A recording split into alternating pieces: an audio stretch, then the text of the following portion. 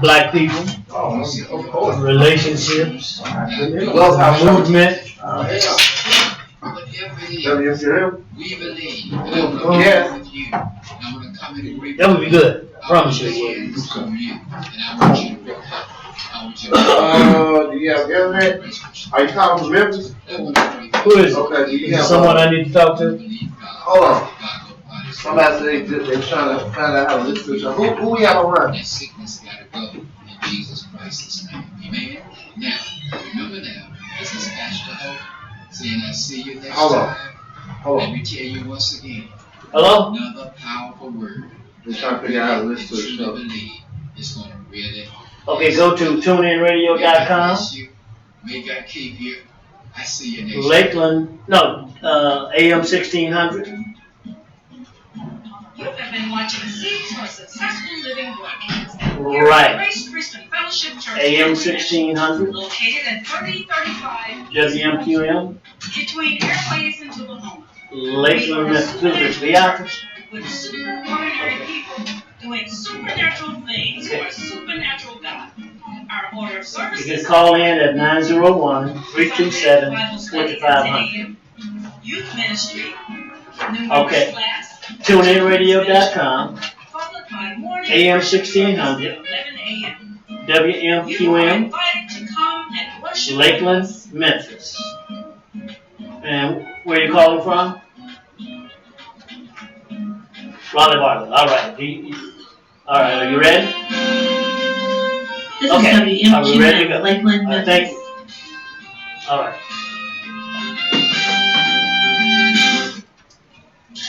I owe y'all 2 minutes. So, Well, thank you. I owe y'all 2 minutes. Okay. I'm just letting you know I owe y'all 2 minutes. All right. This is my fault. Y'all came on 2 minutes late. So. Okay.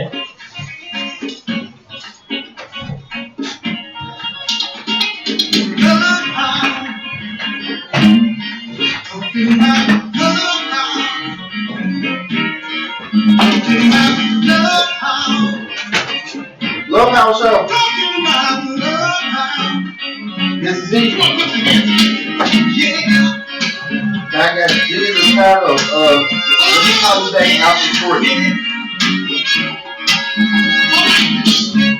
Okay, I'm gonna do a live show. I'm gonna call you right in 3 o'clock.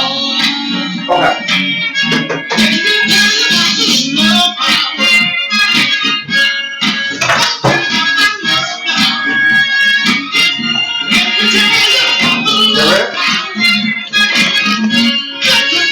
Yes. Go. And welcome to another exciting edition of the Love Power Show. Informative as well.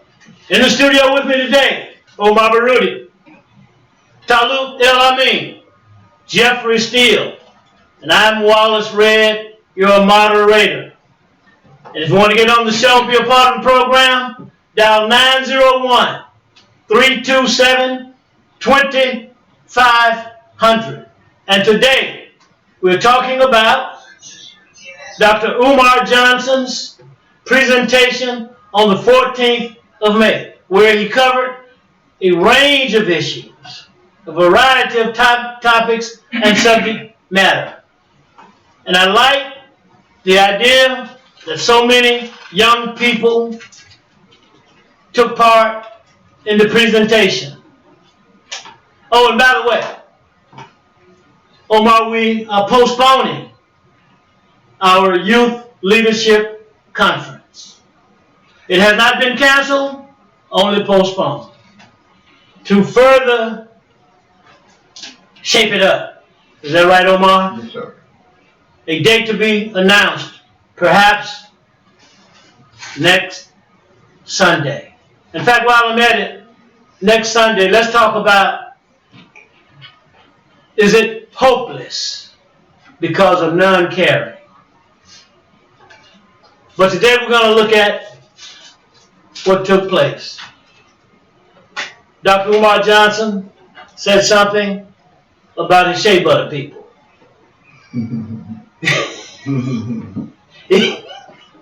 He said something about the brothers and sisters who are conscience with the African names and the African clothes. And say, one brother went to another brother and said, come on, go with me, brother. We're going down here in March and protest. And the brother said, hold on. Let me read this last chapter. Because you read all the books. You got all the knowledge. You go to all the meetings. You got a couple brothers sitting up in there with huge egos. And they co-opt the meeting. And nothing gets done. He said something about African American mothers turning their youth, their young sons especially, over to these people who prescribe these medications, these ADHD medications. There's something is wrong with your child medication. And no examination has been done, he said, in his professional opinion of 20 years of working with young black boys. That should be unacceptable. I'm going to say one more thing, and then I want to go to my panel. The number to call is 901-327-2500. He said that when he asked young black boys what they want to be in life growing up, they either want to be basketball players, football players, or rappers. I know I said I was going to stop right there, but one more thing. My friends at the Cleveland Street Flea Market, Lois Lomax,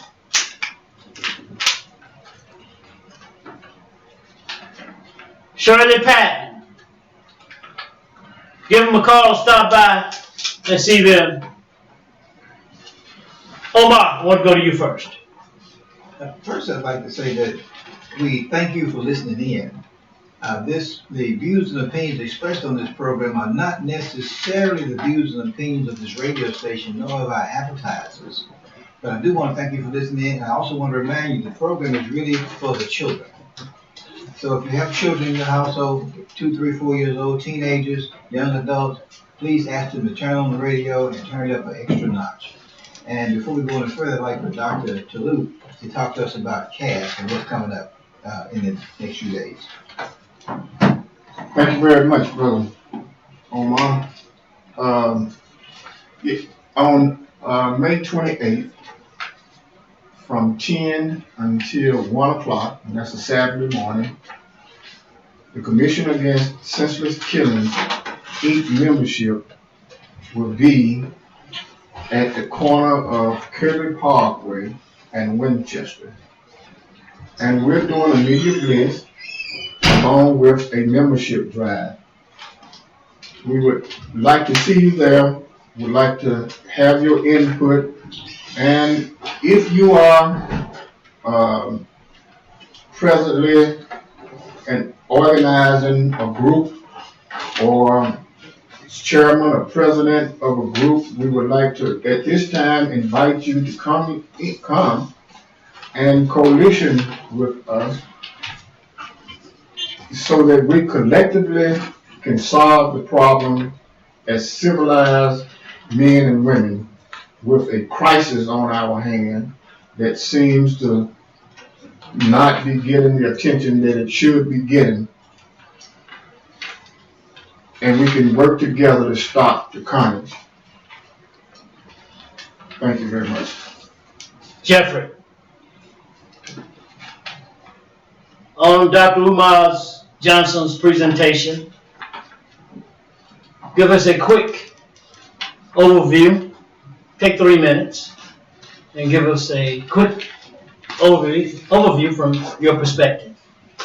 From my perspective, last Saturday, Dr. Umar Johnson's lecture. Dr. Umar Johnson always does a very outstanding job in his lectures, keeping the keeping the audience engaged and interested in this topic. And I believe the topic this past Sunday was what had to do with the education of black males, and how he believes that it is very important for us as a community, as parents, as family members, to not allow our black children to be ushered into the special education system. Saying that special education system, once they're ushered into special education, then that goes along also directing them into the pipeline of the prison industry. And so he gives, his one thing I remember particularly, advice that I think is very important that parents should do when they are told that their children may be disruptive or may have a learning disorder. One key thing that I remember Dr. Johnson saying as a school psychologist is he wanted to make it clear to all parents, no matter what the principal says, what his teachers say, what the teacher's assistants say, whenever given the choice of whether you should place your child in special education, coming from a school psychologist, Dr. Umar Johnson, he says that all black parents should always keep their children by any means out of special education because they're not getting the quality education. And furthermore, he points out that a lot of the things that the children are diagnosed with, things like ADHD, those things cannot be proven scientifically. He says there's no MRI, no scientific study that can prove these diagnoses. So he uses that as a way to support his argument that we should keep our kids out of special education classes. All right, thank you, Jeffrey.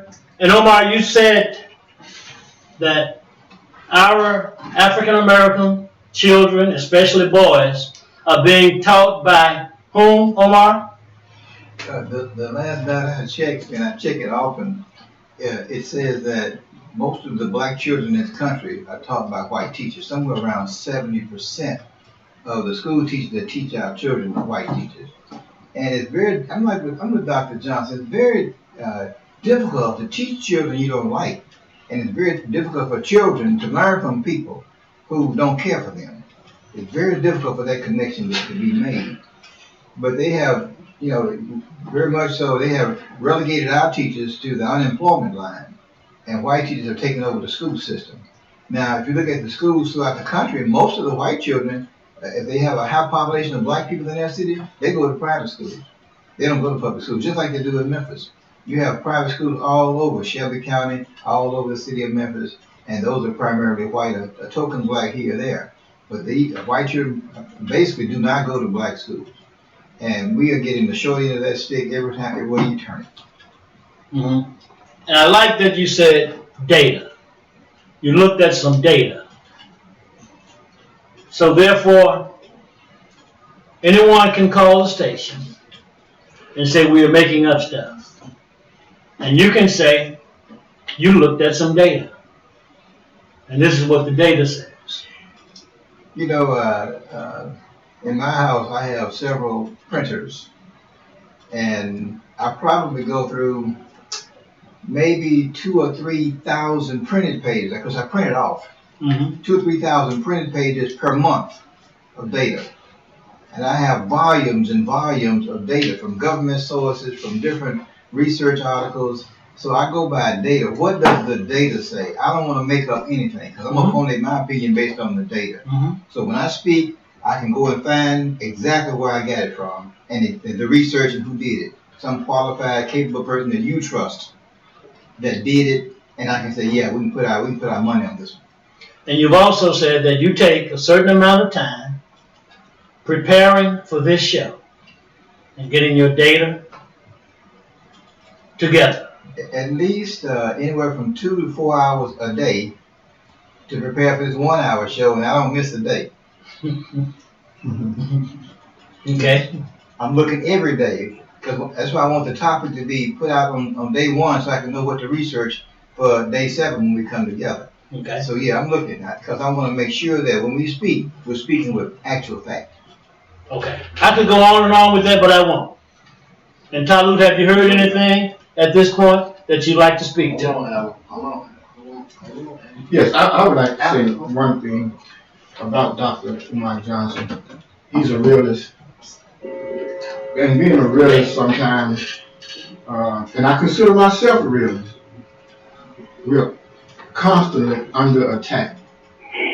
Most of us prefer to hear things that we agree with because it's about a decision-making process. We make a decision, for an example, we make a decision to turn our children over to white, Caucasian, European teachers. And then if we hear something that comes back about the negativity of doing it, most of us take it very personal and very serious. Okay. So realists do that. They look at the situation as it is, okay, and point out to us what it is that we are seeing. 90% of the time, our people are going to reject it. Another example. We can point out, a realist can point out how many people are being murdered in our community. And that is because they are realists. Killing. That is, in fact, because they are realists. Yeah. Because they face reality. They're facing reality. A body count of 100 people there laid out. A realist can present that fact to black people. They'll try to justify it in saying, this is why 100 bodies are laid out. They shouldn't have done this. They were in the wrong place at the wrong time. They were with these people and those people. They shouldn't have been over there. They should have done this. Where's the mother? Where's the father? All this justification. Why?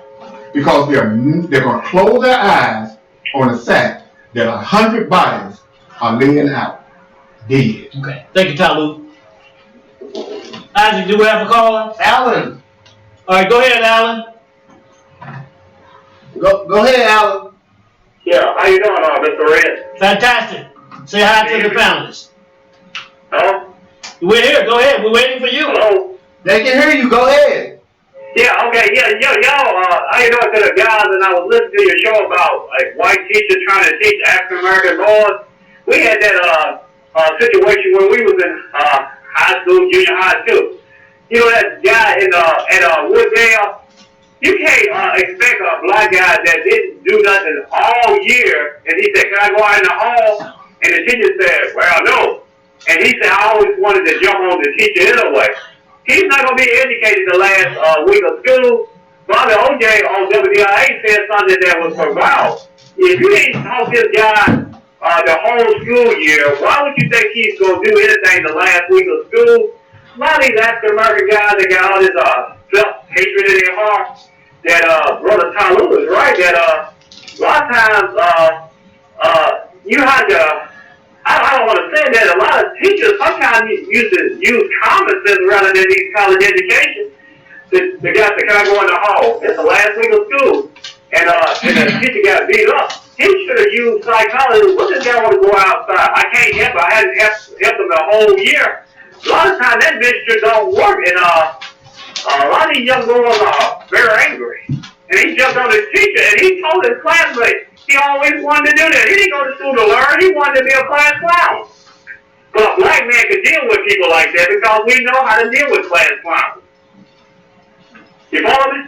We follow you. Hey, Alan, thanks for your call, man. We're going to speak to that issue. Thank you for calling. And real quick, I want to announce that we are streaming live.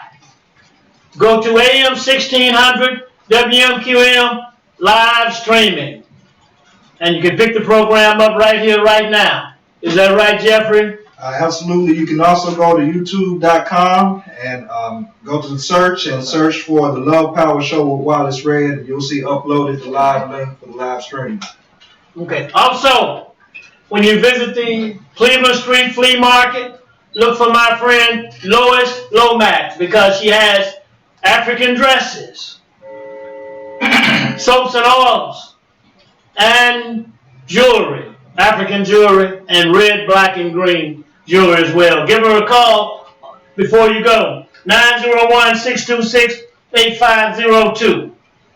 See my friend Shirley as well at 901-513-3130 for all of your sewing needs, buttons, hems, cuffs, or complete outfits. Call my friend K1. K1 says mow the lawn. Good competitive prices, friendly staff, and quality work as well. Give him a call, 901-270-9080. I want to go now. Jeffrey, what do you think of the school? You spoke to the school issue, right? Dr. Umar Johnson's school, and what challenges he may face in doing that? I know the challenge that he's been having here in the United States, and he talked about it briefly, was trying to find an institution here in the United States that he could purchase. And I can't remember, did he say that school was in Virginia where he was trying to buy the property, and they wanted $2 million, and he said, well, he doesn't quite have $2 million, but saying pretty much that the school is dilapidated, and he's going to go up there later on this year and give them a final offer on that. But if that doesn't work out, he actually says he has some supporters in Ghana who will allow him to purchase property over there to build a school, and his plan would be then to ship those interested students who are here in the United States to a school in Africa. And so I guess you do, the whole point is to have an Afrocentric, well, maybe not Afrocentric, but a curriculum or education program that prepares the youth for liberation and self-determination. So I guess it really wouldn't matter where it is, whether it's here or there. But I believe what Dr. Umar Johnson is doing is creating a foundation and a blueprint for school systems, because the reality of it is one school isn't going to service all of the black kids in America who need this type of education.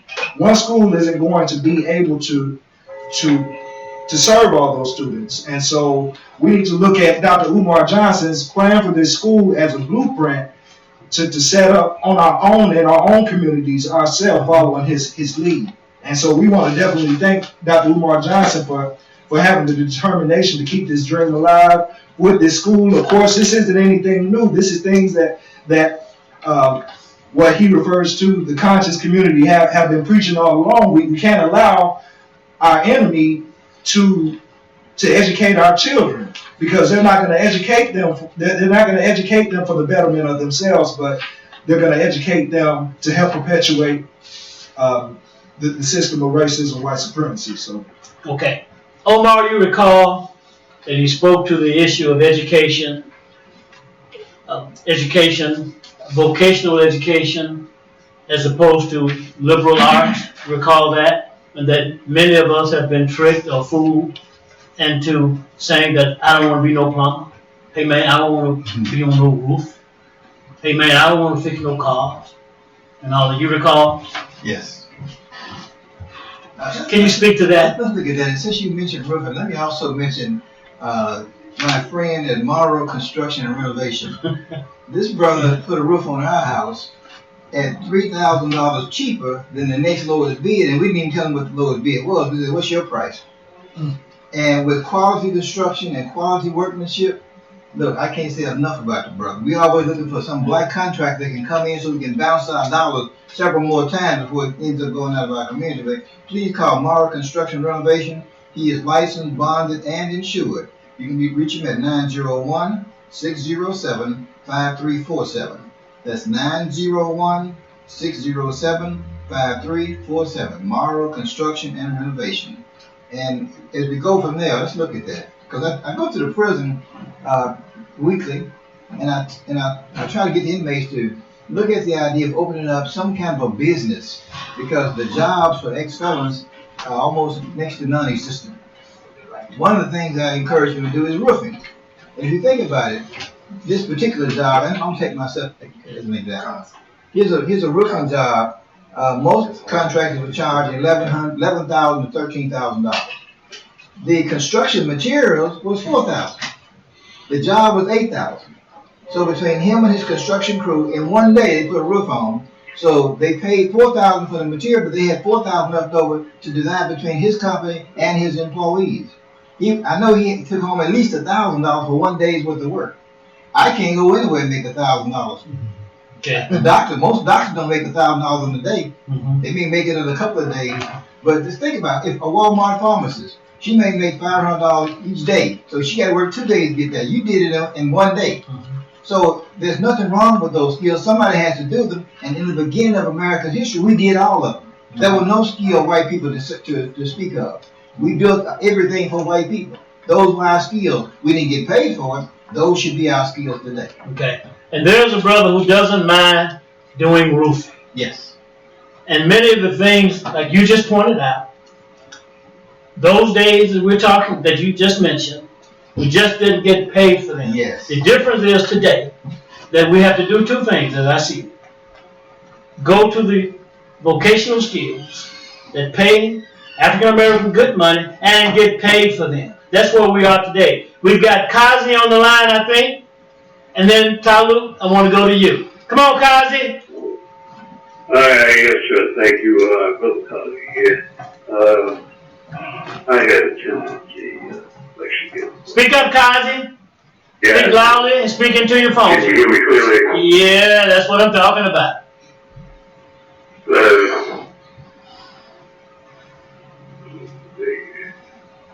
You have your notes there? Come on in. Okay, Isaac, I think we lost Kazi. Is he there? He there. Go ahead, cuz, and start talking.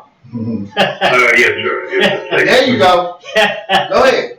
I attended the lecture last Saturday, and I found that exactly the right announcement for we have to do. I can't hear I can barely hear him, Isaac. It's his phone. Get rid of the original. Do you have those up? Way back. Okay, Kazi, we can't hear you. Cuz, talking to your phone. Can you hear me now? Yeah, we can hear you now. Thank you very much. I just wanted to say I did attend the event that Dr. Umar presented on last week. And it's the Firestone Center, not the Firestone Center, but the Center there on Firestone. And I agree that the misdiagnostic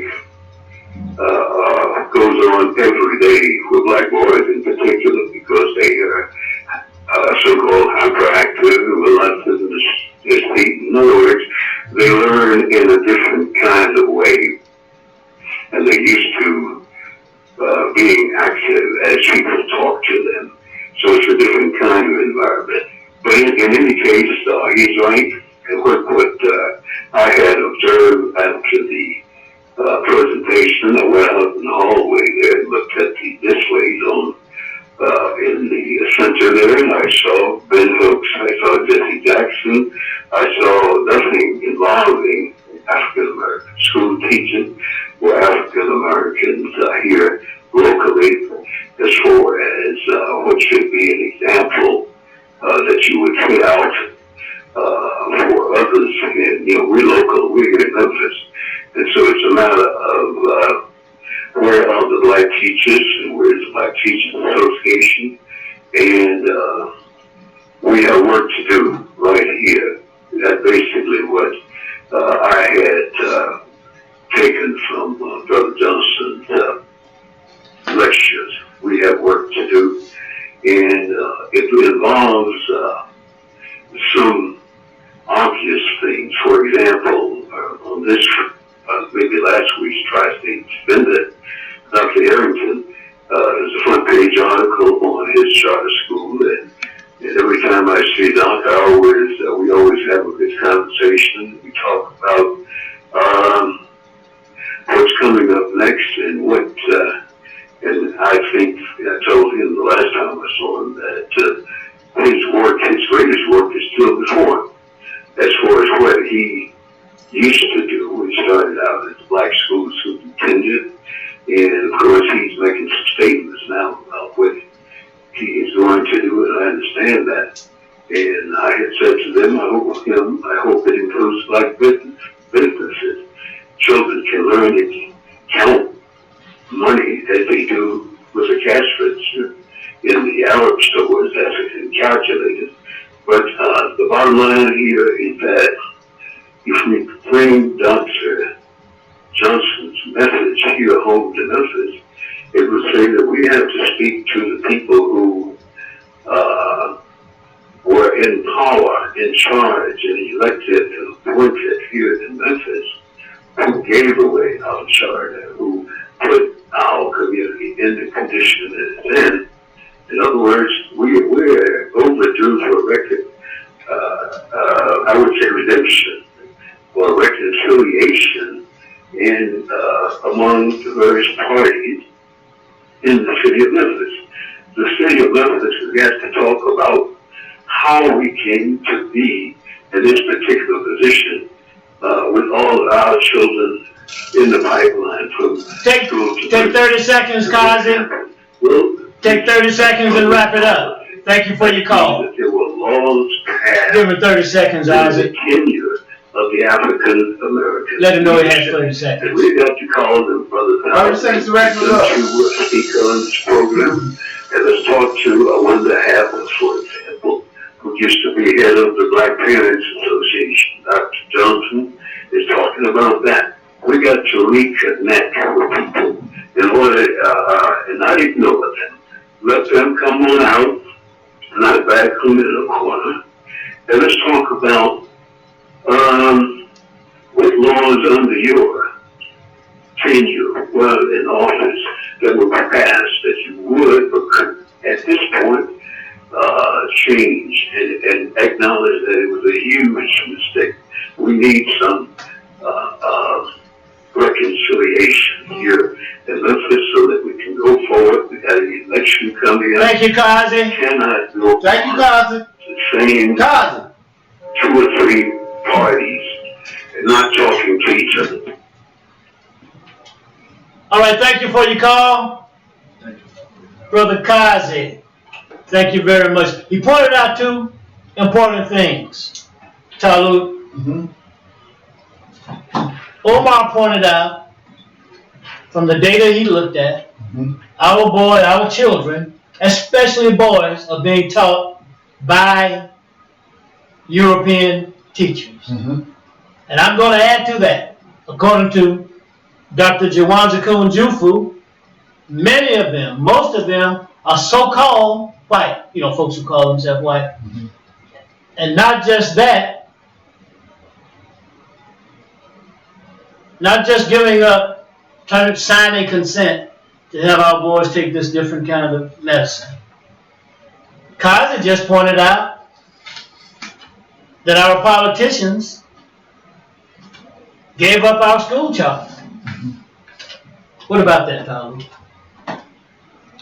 Well, first and foremost, many of us truly believe that Caucasian, European, and white knowledge is superior to our knowledge. We truly believe that. Pointing in case in history. Let me jump in there right quick. I want you to keep talking. So if I've got ice, and the white man has ice, our people are going to say the white man's ice is colder than my ice? Much more deeper than that. Much more. That's deep. Yeah, that's but deep. It's deeper than that. Okay, come on with your investigation. What we are actually doing is surrendering our future children, our future, to these people because we truly believe that they are superior in knowledge.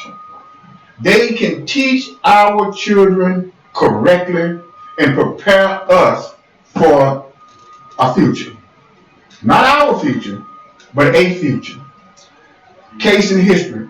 After the decades have gone by of these people teaching our children, look at the product that we have today, which is our future from 40 years ago, right? Workers. We're looking at it. Slaves. Slaves. Do what's told. Slaves. Do what you're told to do. Violent, corrupt, Dysfunctional. slaves. This, all of it. Yeah. You name it. The gamut. Everything is negative. Not one positive thing has come out of us surrendering our children over to these people for them to so-called educate them and make them productive citizens. Not one positive thing. But guess what we're doing? We're in the process and we're still doing it. Many of us don't believe, we truly do not believe that we can take our education in our own hands. Case in history. The Honorable Elijah Muhammad and the Nation of Islam took education in their own hands 50 years ago. What's the consequence? Positive. 100% positive. As I mentioned last week, my children, all of them graduated from that school with that curriculum. And they're all highly productive today. Okay, so our understanding of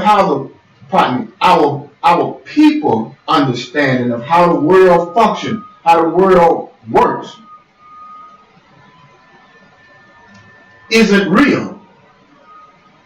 It's not real. We're thinking from an angle that nobody else in the world thinks from.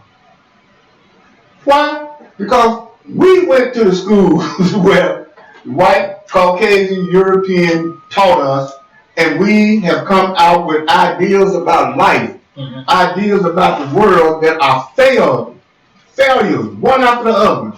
Our ideas about life doesn't even exist. What we have become, because of what they have taught us, is consumers. Just a massive 40 million block of people who are out there enslaving themselves to get a house, a car, and some clothes. And they tricked us to thinking that life itself, I'm summing up, life itself is food, clothing, and shelter. Okay. They gave us a 3 P's for the house, the shelter. So we can learn the difference between the good house and the bad one. They gave us the wolf. Okay. And they gave us Humpty Dumpty. Okay. Okay. And from that elementary level of education, we learn that life is simply food, clothes, and shelter. But life is a spirituality. It's much greater than food, clothes, and shelter. So much so, food, you put life, true life, beside those things would equal nothing. Okay. All right, you said what they have taught us, these Europeans and the various aspects of that ethnic group. Omar, it's more like what African Americans have accepted. And therefore, we have accepted this. And you said the people need to rise up. That was a take from our brother Marcus Garvey.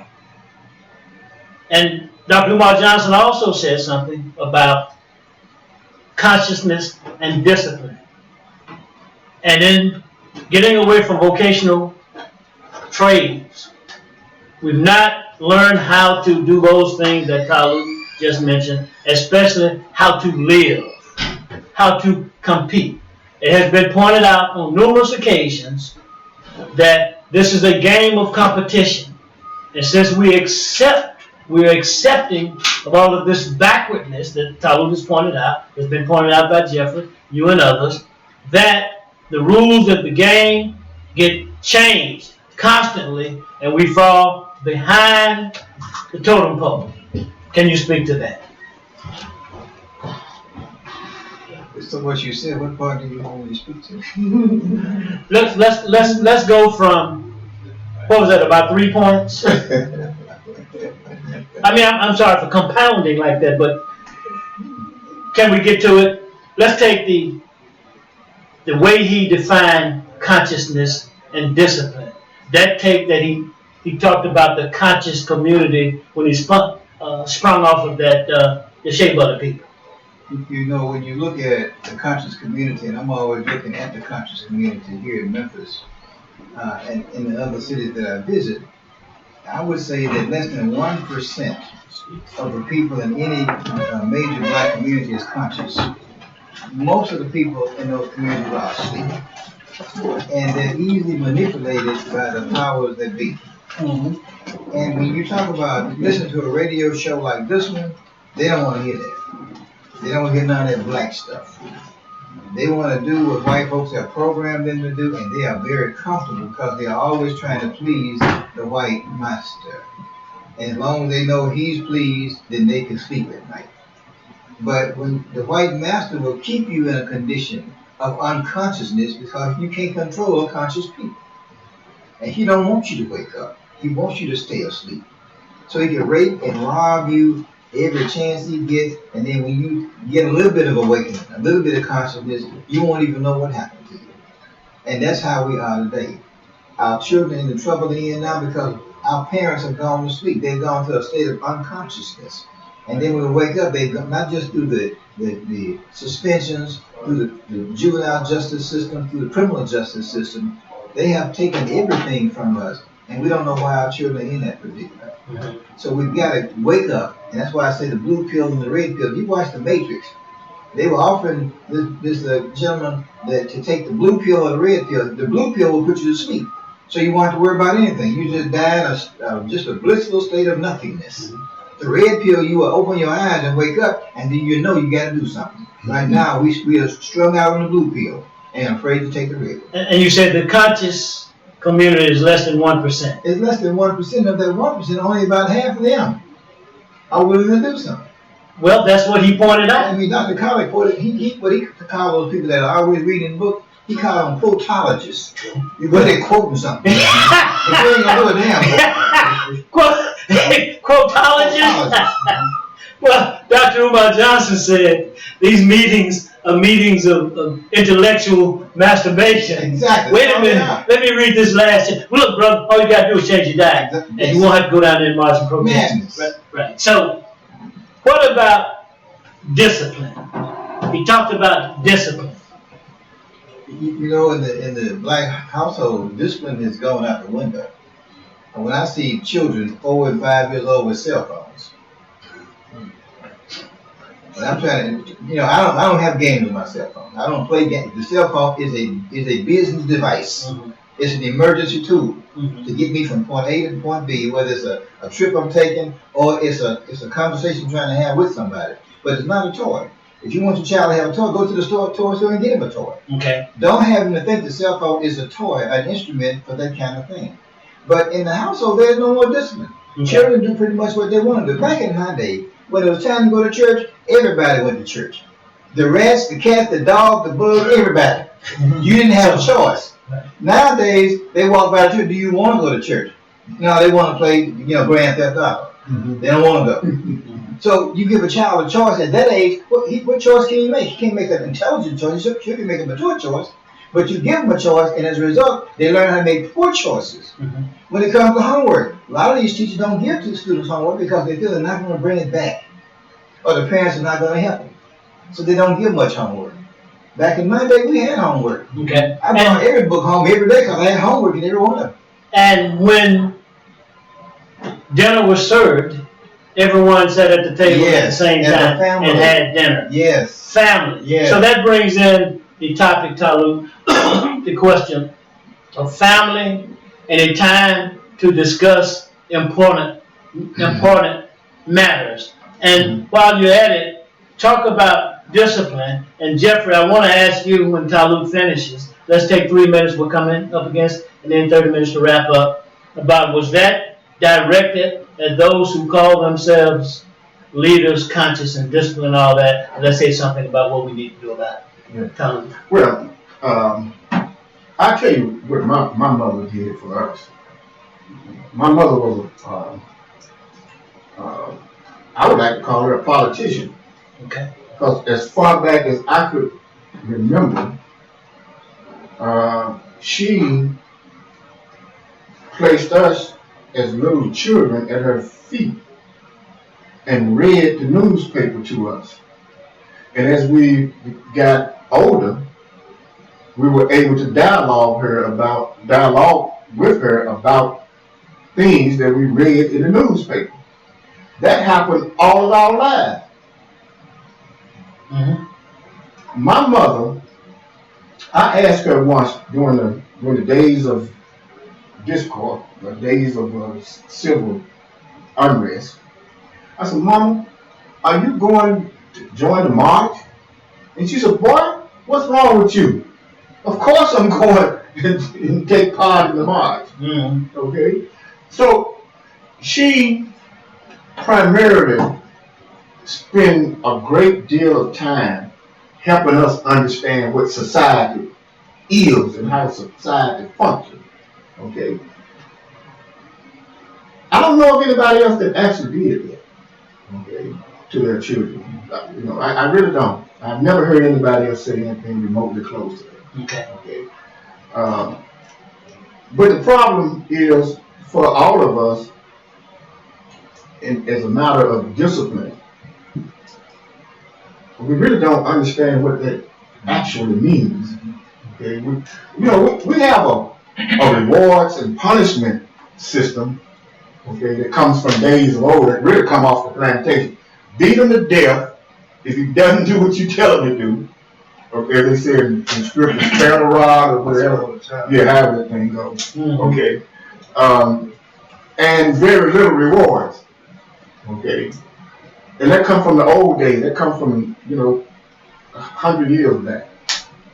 We haven't changed that yet. But we really don't understand what discipline really is about. Again, we just turn our children loose. Black people do. Black Americans across this country, all 40 million of us.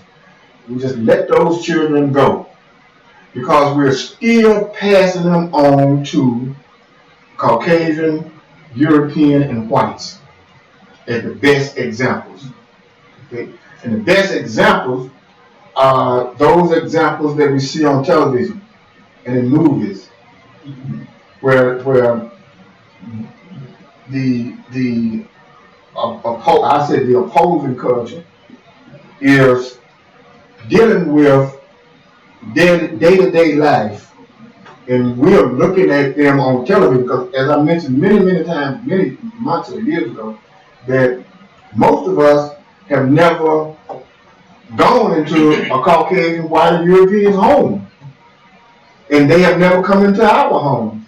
So basically what we're doing is mimicking what we see them do in movies, TVs, and these types of things, which are totally a fantasy. And No we're trying real to research. make it real. We're trying to make that stuff real. Yeah, no real research or investigation has gone on, has taken place. No. By giving you a false sense of reality. Failed ideas about life. Yes. Let me turn to Jeffrey right now. Jeffrey, by the way, you recall that Dr. Johnson called the show, which I called and got that set up. Mm-hmm. And been reaching out since then. But we're going to try to have him back on the phone. And when he comes back to Memphis, we're going to try to have him back in the studio, by which we will promote what we're doing. If you recall, also, he said that he would be joining us or accepting our effort to join him and accept his program as a template, as a model, Jeffrey. Now, and also, next week, we'll probably have Brother James Johnson on the phone, and at some point in the studio, talking about building wealth. I heard his presentation this morning, and it was a great presentation that he put on display with Patricia Lee on building wealth. So we're going to be looking at those two entities to bring in to the Love Power Show program. Okay? Now, Jeffrey, what I got out of his definition, well, first of all, my understanding of discipline comes from the word disciple, who's a student. Now he said something like that, but not exactly. And a student is someone who studies and learns how to live and compete. That's what a student does. But he pointed out that consciousness and discipline essentially is a form of taking action, and his presentation led up from what he pointed out does not give the African American community the fullness thereof. It's a partial quote from the Bible. What was your take on that, Jeff? I'm glad that he hit on that point because I remember when I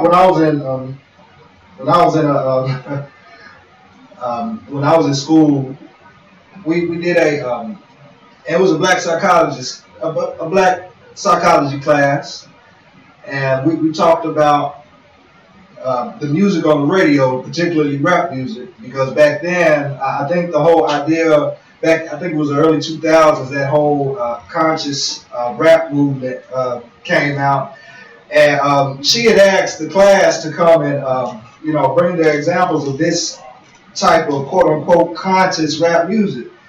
I had a very close friend of mine that I actually went to school with in Murfreesboro, Tennessee, but he's actually from Memphis. He's actually doing radio now as well in Nashville, Tennessee. But he used to always say, Jeff, I don't understand what you're talking about, conscious rap. Isn't it all conscious? What is this conscious? What does it mean? What does consciousness mean? Mm-hmm.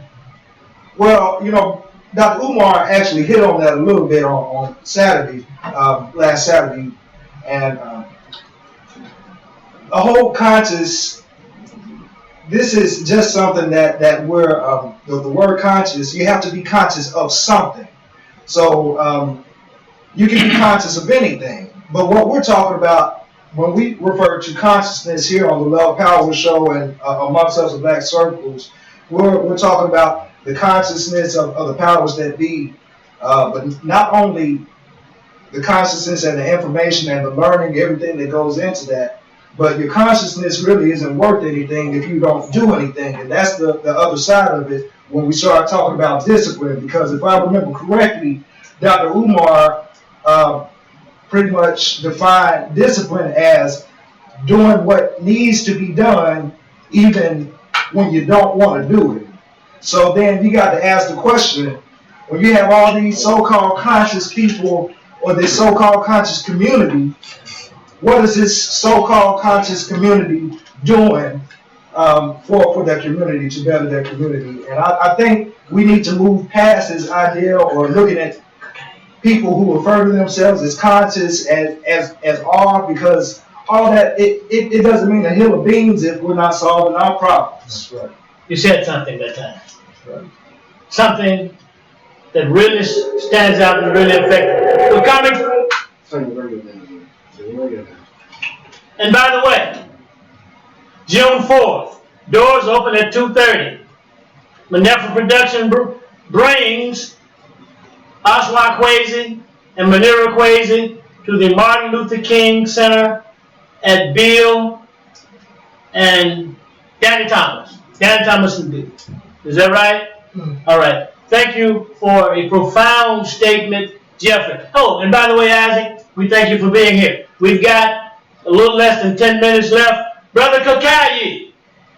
Yes. Come on in with something very fiery and profound. The brother Jeff was sitting on what consciousness is all about. Yes. We have to define this for our people, because all of us recognize that we're being miseducated. Speak a little louder, Kokayi. Brother Jeffrey says, consciousness can be around a lot of different topics. The definition of consciousness means that you are becoming or are aware of the surroundings, be it certain situations, places, or things into life. And when we become conscious, we can never say that we're conscious about everything. We are beginning to become conscious as people because we're recognizing the surrounding governmental oppression that has been going on with our people. And some of us have veered off and became conscious of particular details about the educational sense, and they need to act upon that, like the brother Jeffrey is saying. But we have so many points to be conscious of, and none of us can say that we're conscious of everything that's going on with our people. But we can say that we need to become conscious of the fact that a total overturn or change of this system that we are in exists. We have to be conscious of the fact that we need that change. And as we begin to develop our own children's educational system, we'll begin to develop children who are conscious of specific details that are affecting our community so that we can begin to change all of those areas of oppression. And if we start off with the children, we'll begin to develop leaders from our future leaders that will be able to come up with solutions that will solve our problems. But we as a people right now, the adults who have been oppressed and are trying to start this movement to change this system, we all have to band together and become conscious of the fact. Okay, take 30 seconds and wrap it up, okay? The solution is revolution. All right. Take 30 seconds, okay, and wrap it up for us, okay? Revolution doesn't mean all the time that you have to have arms and fight. I'm talking about revolution means it's a difference between evolution, which is a slow, gradual change, to revolution, where we need an abrupt change. We need an abrupt change in his educational system. We need brothers like Umar Johnson and a lot of the other brothers out there that have these educational systems designed. You need to get together and say, okay, look, you got this system working. What were some of the challenges? I'm going to go y'all and tackle some of the youth down here in Mississippi because we don't have that institution, and we can start developing concepts that are unique to our geographical area to help promote the same educational system. Take 10 seconds to wrap it up. The economics. Take 10 seconds to wrap it up. Yeah, and that's it. We just have to have abrupt changes in all these areas and make sure we stand together as a people to believe in our cause so that we can unite to make these revolutionary changes. Thank you, Kazi. Kokayi. Thank you, Brother Kokayi. We've got 901-327-2500, and that's pressing it if you want to get on the phone and be a part of the show. Now, there were 800 to 1,000 people at this conference. And what I would like to see is what we're going to do at our Youth Leadership Conference. We're going to have flyers, an agenda, and we're going to have 3 aspects of life, Omar. And we're going to have a goal, and then we're going to have an aspect for taking assignments. And if Brother Umar Johnson has said, meet me tomorrow morning, we're going to have a march. It's going to be a unity march, and whatever sign you bring, that's going to be good. And if we can get to giving out assignments, or people receiving assignments, or asking for assignments, and I think that's what Brother just pointed out and said, give me this assignment. Send me. I'll go. Now, he also said, Omar, and we have 2 minutes credit. Is that right, Isaac? That's right. Okay. Now, he mentioned the children, and he mentioned a revolution. He pointed out the different aspects of revolution as well. Comes in many ways and forms of evolution, but he said abrupt. Those 2 points that he pointed out. And next week, because I want to say something about this children thing, because that comes from the home, and then the first nurture and education of the children is the woman, the mother. All right, now, Omar. Children and education. You know, when you look back in the day that Dr. Blue was talking about earlier, with his children going to Clark Muhammad School, they actually arrested the Honorable Elijah Muhammad for having children taken out of the public school and put into the Nation of Islam school. He was actually put in jail for that, because you're taking children away from the devil school system and put them into a school where you will have children that will be very much conscious of what's going on in the world and will actually do something about it. And you couldn't afford to do that. What Dr. Umar Johnson is doing, I applaud it. What the Nation of Islam is doing right now with this schools in Chicago and around the country, I applaud it because those are the kind of schools we need. Schools that can keep us conscious and start the consciousness from birth and make us stay conscious all the way to the grave. The reason we're in the condition we're in now is because we are totally unconscious. We are being controlled and manipulated by a system that has nothing in it but our free sweat, our free labor, and anything else they can suck out of our blood. Okay.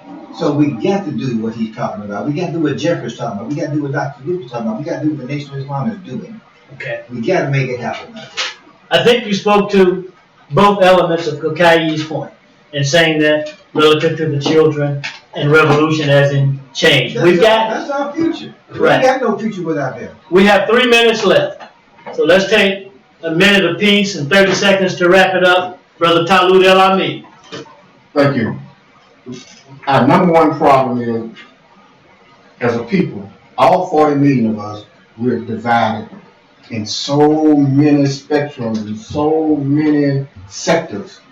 You know, we're just totally divided, and we have no clue on how to bring about the unity.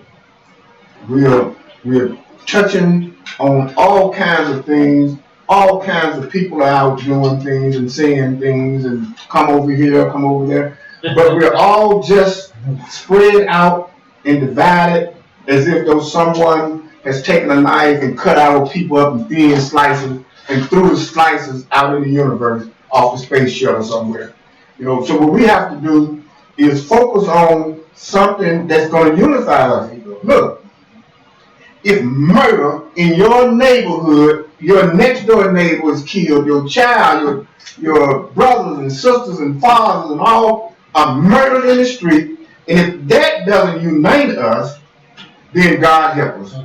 And that's why I thought about, and I've mentioned it a couple of times on this show, the topic of, is it hopeless because of non-caring?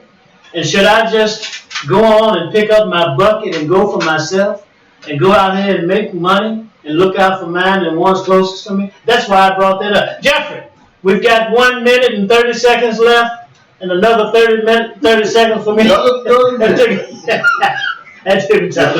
Yeah. Everybody good. Come on, Jeffrey. All right, I just want to kind of go back to what Brother Talib was saying earlier in the show. He had brought up just the word real, and I just want to say something that always stuck with me. It's a quote, but I can't remember who said it. I'm sorry, but do you remember the quote? Yes, I remember hit the quote. The things that we perceive to be real are real in their consequences. I'll say that again. It says the things that we perceive to be real are real in their consequences. So what we're facing here in 2016 is, as people refer to themselves as Black or African American, for the most part, we bought into the values and the beliefs and the reasoning and the rationale and even the mind of a culture culture that is not ours. Mm-hmm. And so what needs to be done, we're dealing with consciousness, and once again, we know that there's a problem that we're facing. We're conscious of that.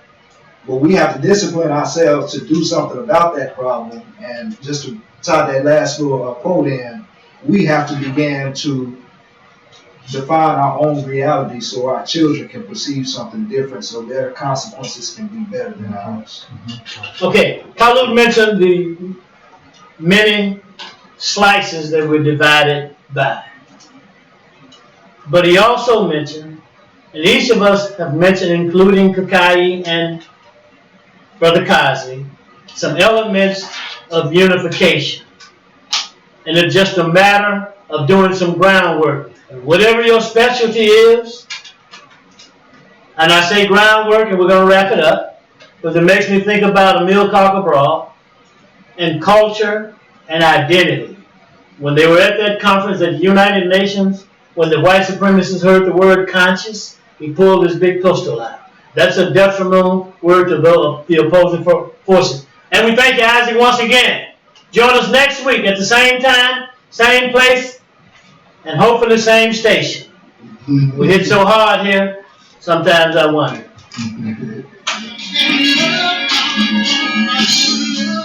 We were looking at MSNBC last night, lockup, Yes. and they were talking about the